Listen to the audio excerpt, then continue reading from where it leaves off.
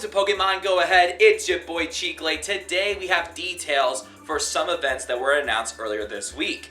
So before we talk about these events, I want to talk about the Go Pass for the month of May. This should be able to give you an encounter for Evoltol. If you get the deluxe version, you get a lucky trinket. I think some trainers will be able to get this on May 6th. Kind of like how it was so limited for those that got it in April. So we'll just kind of have to wait and see. I didn't get the Go Pass for the month of April.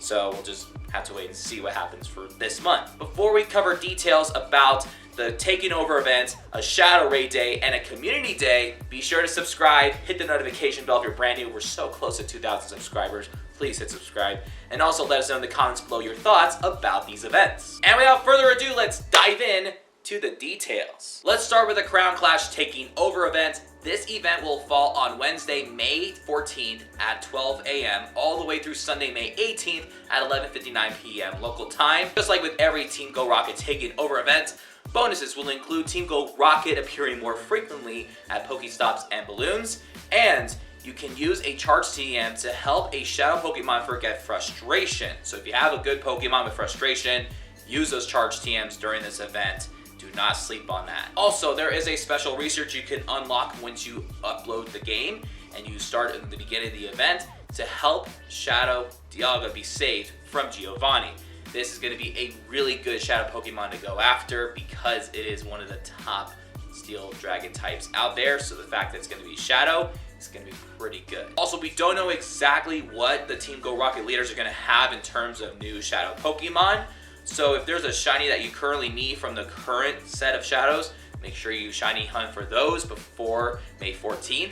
And then Team Go Rocket Grunts are going to have a new set of Shadow Pokemon, including Shadow Slackoth, Shadow EK, Shadow Amora, and Shadow Tyrant. Those are going to be some pretty good ones. In 1-star Shadow Raids, you're going to get Shadow Magnemite, Shadow Cyndaquil, Shadow Murkrow, and Shadow Spoink. The only ones that are shiny eligible are Shadow Magnemite and Shadow Murkrow. And in 3-star Shadow Raids, you're going to see Shadow Lapras, Shadow Palswine, and Shadow Girder. The only one that's shiny eligible is Shadow Lapras. Then here's an update in terms of eggs. Beginning with this event and continuing afterward, Pawniard and Larvitar are going to be available in 10-kilometer eggs and will no longer be available in 12-kilometer eggs. So rejoice, you don't need to waste any resources to get one 12-kilometer egg, and then you could just get a 10-kilometer egg by just spitting a stop, and then you can hatch those. Although you would rather go for Larvesta or Charcadets. Yeah, there's some pros and cons with that, but at least it's going to be easier to get a shiny Sandile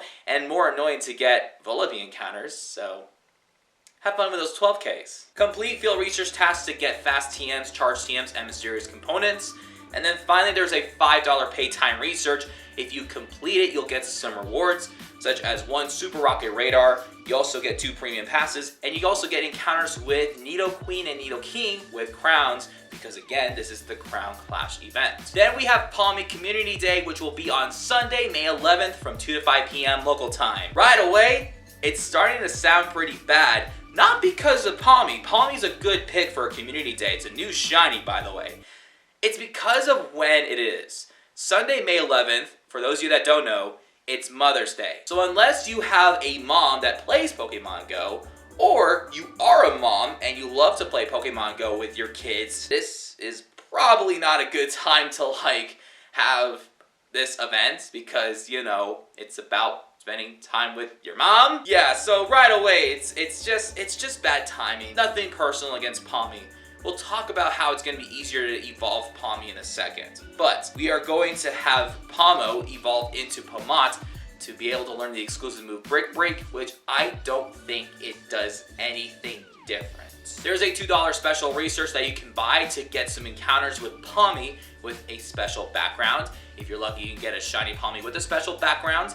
And then, of course, there's some other goodies that you can get. Then there is a free timed research for special background Pawmi.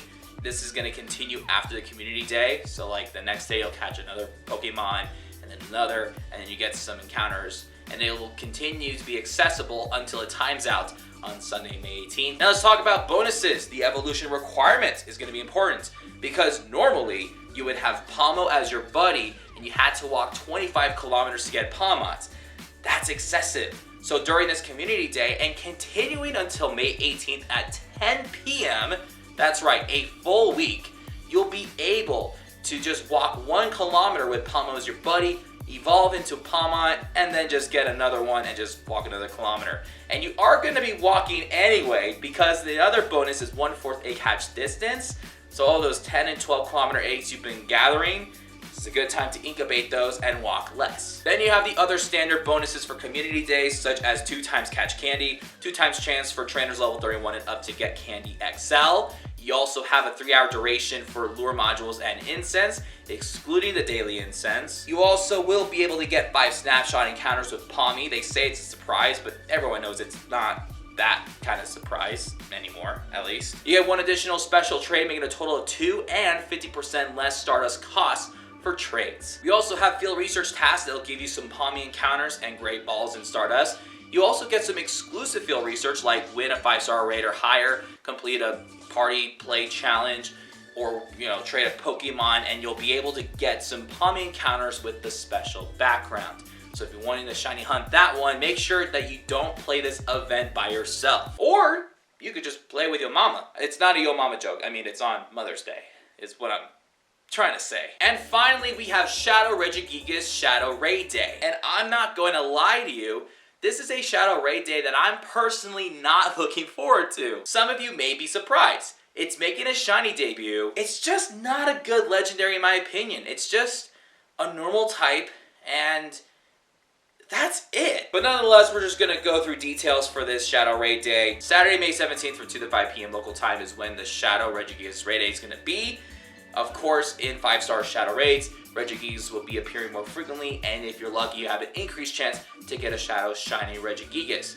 I don't recall if this is a Shadow Shiny that's available. I think this is a Shadow Pokemon that we recently got less than a year ago. I could be wrong. That should have been something else, to be honest with you guys. Bonuses are going to be kind of like your standard raid days. You get 5 additional raid passes. You also get an increased chance to encounter shiny Regigigas from Shadow Raids. Your Regigigas caught via Shadow Raids during the event may have higher attack, defense, and HP. That is really awesome. Yes, you can remote raid for these, so that's a positive thing about these Shadow Raid days, because Shadow Raids are non-remotable. That is, until you play this Shadow Raid Day. And there's also going to be a remote raid limit of 20 remote raid passes on each day, which is going to be Friday, May 16th at 5 p.m., all the way through Saturday, May 17th at 8 p.m. local time. So you could do a total of 40 if you guys want to grind for the Shadow Shiny. There was some positive response and a lot of activity during the Shadow Raid Day back in January because of remotes. This is a great limited time to Shadow Raid remotely, which is amazing. There's also going to be a time research, and if you complete that time research, you'll be able to get Stardust, such as 10,000 Stardust. You get 1,000 additional Stardust for completing a raid, and if you bought a ticket, that's 3,000 and more. And then there's a $5 event ticket.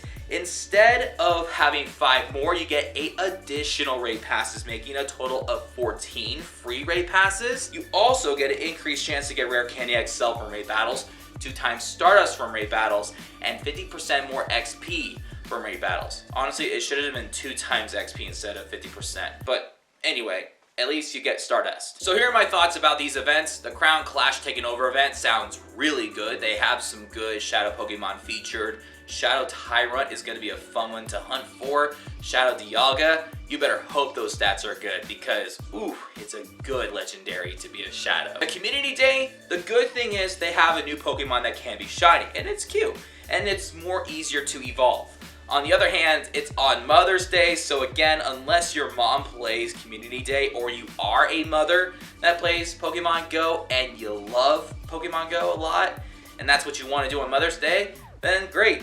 Otherwise, you're stuck spending time with your mom, which is not a bad thing because, like, you know, you love your mom. I hope you love your mom. But man, I know this is an unpopular opinion.